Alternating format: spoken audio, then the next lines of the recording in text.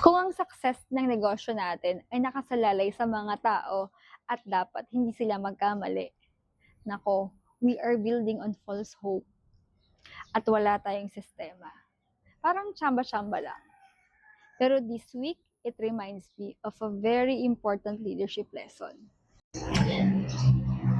Ayan, so isang simpleng mistake lang pero walang nakapansin hanggang sa umabot na siya sa last part at naulit pa, walang nakapansin.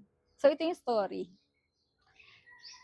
Magre-release na kami ng salary ng July 30. Sabi ko, random check muna nga ako bago tayo mag-release. Wala naman akong in mind na baka may mali. Gusto ko lang i-check. Tapos, pag-check ko ng salary, alam ko, pakakita ko palang may mali dito. Chinek ko yung computation. At binigay nga nila yung computation na binigay ko kasi last June, nag-increase kami ng salary ng lahat ng regular staff. Yearly siya. Pakakita ko, oops, may isang column doon sa computation na mali. Pero the rest naman, tama. Pero mali yung nakita na pinagkuhaan ng basis ng aming finance. At yun yung finalo niya. At imagine, hindi lang siya nangyari once. 3 times nang nangyari na ganito po yung salary na nagkamali. At kung hindi pa napansin, walang makakaalam at tuloy-tuloy lang. So bakit ko ito sinasabi? Hindi po para manisi, kung hindi para malaman natin kung bakit at kung ano yung matututunan natin dito bilang mga leaders. Kaya ito yung natutunan ko this week, that great organizations don't build around perfect people. They build around imperfect people with excellent systems. Kasi nga po, people are prone na magkamali. Kaya important na may validation, may internal control, may nag-check.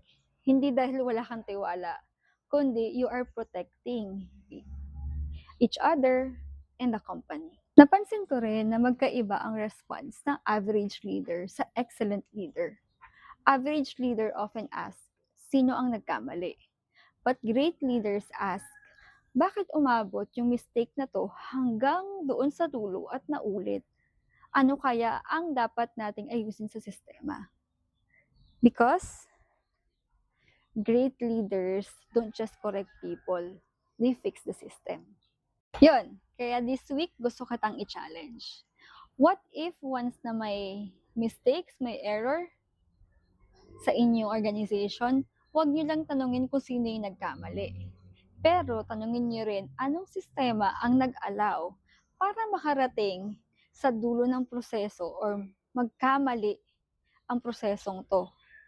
At minsan, bakit ina-allow na paulit-ulit na walang nakakapansin? Because, alam nyo, yung great organization is not built on people na hindi nagkakamali. But it is built on systems na kayang humuli ng mga mistakes bago pa ito makaapekto sa mga tao. And that is a true leader.